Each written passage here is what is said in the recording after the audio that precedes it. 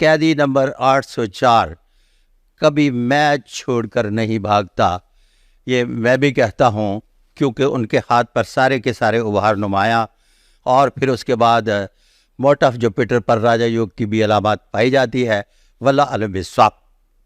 اچھا سر، خان صاحب کی بات ہم کر ہی رہے ہیں اور ہم اتنی ڈیٹیل میں جا رہے ہیں، تو سب سے ریسنٹ جو ایک ٹربل دیکھا جائے خان صاحب کے لیے آیا وہ تھا عدت کیس میں ان کی جو پٹیشن ریجیکٹ ہو گئی. اس کو آپ کیسے دیکھتے ہیں؟ سوری، ایک چیز میں اس میں ایڈ کرنا چاہوں گا، گیون دا فیکٹ کہ آپ بشرا بی بی اور خاور مانیکا سے ریلیٹڈ بھی کچھ چیزیں ہمارے پچھلے ایک شو میں کہہ چکے ہیں. اچھا، اس طرح سے ہے کہ خاور مانیکا سے بھی بشرا بی بی کی شادی سے پہلے ملاقات ہوئی، بشرا بی بی سے بھی شادی سے پہلے ملاقات ہوئی. اس دفعہ جب پاکستان کے تمام پیشین گو حضرات کہ یہ وعدہ معاف گواہ بن جائیں گی، ان کو ڈائیورس ہوگی، ریچ لالے، تو چونکہ پھر اس کے بعد میرے پاس خان صاحب کے اور ان کے ہیڈ پرنٹ تھے، تو میں نے کہا کہ اب کہ وہ وفا کریں گی، اور وہ وفا کر رہی ہیں. Number 1. Number 2، Khawar Manika basically چھوٹے ہاتھ بنیادی طور پر سنگ دل اور بے وفا لوگوں کے ہوتے ہیں، تو ان کے ہاتھ جو ہیں ان کی جسمانی ساخت سے تھوڑے سے معمولی سے چھوٹے ہیں، جس کی بنیاد پر انہیں کہا جائے گا کہ خاور مانیکا تھوڑے سے سنگ دل اور بے وفا ہیں. واللہ علم بالصواب. اب یہاں بہت زبردست طریقے سے نیچے کومینٹس آئیں گے کہ بے وفائی تو بشرا بی بی نے کی ہے، لیکن راستہ خاور مانیکا نے دیا ہے. واللہ علم بالصواب. اور اس کی میں تھوڑی سی آپ کو ہسٹری نہیں بلکہ ایک ٹپ دیتا چلوں کہ 3 سال 7 ماہ اقتدار میں رہنے کے بعد جب مجھے بھی پتا تھا کہ اقتدار سے نکل رہے ہیں، تو میری باقاعدہ خاور مانیکا سے ملاقات حق فرید فارم ہاؤس میں ہوئی. ایک بڑی لمبی نشست میں کر کے آیا ان کے ساتھ. تو اس کا مطلب ہے کہ بہت ساری چیزوں کے بارے میں آپ یہ سمجھ لیجئے گا کہ وہ جانتے تھے. اس سے زیادہ میں آگے بات نہیں کرنا چاہوں گا، وہ پرسنل ہو جائے گی، اور لوگوں کی پرسنل باتیں نہیں کرتا. کیوں؟ ہر بات راز نہیں ہوتی، ہر بات میں ایک آدھ بات راز کی ہوتی ہے، راز رکھ لیا جاتا ہے اور بات کر دی جاتی ہے. اور مجھے پتا ہے کہ پوری بات کرنے سے کوئی راز اگلوا نہیں سکتا، اور جو پوری بات کو راز سمجھ کر رکھنے کی کوشش کرتے ہیں لوگ، جب ان کے ساتھ بات کرتے ہیں تو راز بھی اگلوا لیتے ہیں.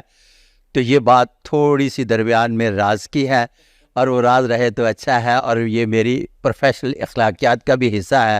واللہ عالم بالصواب. اچھا سر، خان صاحب کی ہم بات کر رہے ہیں تو میرا نہیں خیال کہ ایسا ہو سکتا ہے ہم اس وقت جو کرنٹ حکومت ہے اس کی بات نہ کریں، کیونکہ آبویسلی جو کلیش چل رہا ہے لوگوں میں نظر آتی ہے، آپ کو انٹالرنس نظر آتی ہے، سب کچھ نظر آتا ہے. اس سب کے چلتے ہوئے آپ کرنٹ حکومت کو کس طرف جاتا دیکھ رہے ہیں؟ پہلے پروگرام میں جب میں آپ کے ساتھ شو کر رہا تھا تو آپ سے گزارش پیش کی تھی کہ یہ سارے لوگ اقتدار میں آ رہے ہیں ماسوی قیدی نمبر 804 کے. بالکل. آپ کے لیے بڑی حیران کن بات تھی کہ سارے لوگ اقتدار میں کس طرح سے آ سکتے ہیں. بالکل. دوسرے پروگرام نے آپ نے ایڈمٹ کیا کہ یار یہ تو سارے لوگ اقتدار میں آ گئے. اب جو میں آپ کے ساتھ تیسرا شو کر رہا ہوں، اس میں بڑی اسٹریٹ اوے بات ہے کہ یہ لوگ اقتدار میں تھے، ہیں اور رہیں گے، اور قیدی نمبر 804 کو ابھی انتظار کرنا پڑے گا. واللہ علم بالصواب. بٹ سر، اگر حکومت کی ہی صرف بات کی جائے، ہم قیدی نمبر 804 کو ایک ہی بات ہے نا، دیکھیں نا، تو آپ کہنا چاہ رہے ہیں کہ جو مرضی ہو جائے حکومت کہیں نہیں جا رہی، حکومت سسٹین کرے گی ساری چیز. ایک بات میں طریقہ کار سمجھا دیتا ہوں، چند ایک باتیں ذرا بڑے طریقہ کار سے کہنا پڑتی ہیں. سرفراز بگٹی بہت اچھے دوست ہیں میرے. جب عبوری حکومت بن رہی تھی 3 ماہ پہلے نہیں 3 دن پہلے بھی ان کے ساتھ بیٹھے گپ شپ میری ہو رہی تھی، ساتھ انوار الحق کاکڑ بھی بیٹھے ہوئے تھے. میں نے ان سے کہا کہ آپ یکے بعد دیگرے اقتدار میں آتے رہیں گے، اور میرے ان کے اقتدار میں آنے سے پہلے کے سارے ویلاگ اٹھا کے دیکھ لیجئے گا. جناب سرفراز بگٹی صاحب کے بارے میں بارہا مرتبہ کہا کہ یکے بعد دیگرے اقتدار میں آتے رہیں گے. اب شاہ زین بگٹی اور گورام بگٹی جو ان کے بالکل اپوزٹ ہیں، ان سے جب ملاقات ہوئی تو وہ تھے ساتھ اسد اکرم درانی کے بیٹے ڈپٹی اسپیکر جو تھے وہ تھے, اور نور عالم خان. یہ چاروں ہم بیٹھے چائے پی رہے تھے, گپ شپ لگا رہے تھے.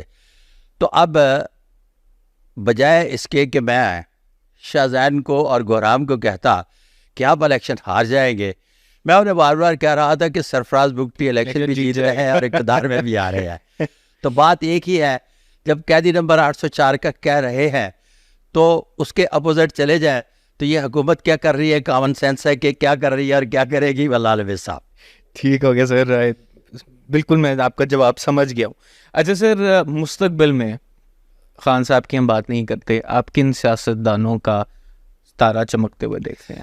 ایک 2025 کے سوری ایک تھوڑی سی میں ایڈیشن اس میں یہ کرنا چاہوں گا, اسپیشلی مریم نواز, کیونکہ ایک دم سے وہ پنجاب کی چیف منسٹر ہیں, ان کی سڈن انٹری تھی پالیٹکس میں, سڈن ان کا رائز ہے, اور اس وقت کافی مکسڈ ریئیکشنز آ رہے ہیں لوگوں کے ان کی وزیر اعلیٰ شپ پہ. اس کو آپ سب کو کیسے دیکھتے ہیں؟ اچھا, اس طرح سے ہے کہ میرے عبداللہ کتنے بھولے بادشاہ ہیں. جتنی سی ایم بننے کے لیے محترمہ مریم نواز شریف نے تگودو کی ہے, اتنی تو شاید اس زمانے میں میاں صاحب نے بھی نہیں کی تھی. پہلی بات.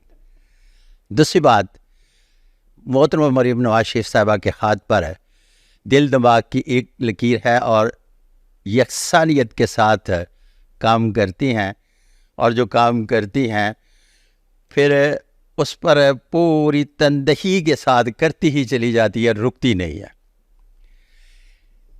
آگے چلیے, زبردست قسم کی کراؤڈ پولر ہیں, اس کے بارے میں ہر پروگرام کے ان کے بتا چکا. اب ان کے خاندانی معاملات کے سلسلے میں اتنے ہی سوال پوچھیے گا جتنے میں جواب دے سکتا ہوں. میں اس سائڈ پہ جا ہی نہیں رہا, اس سائڈ پہ میں نے تو بس جواب سے پوچھنا تھا, وہ آپ نے جواب دے دیا.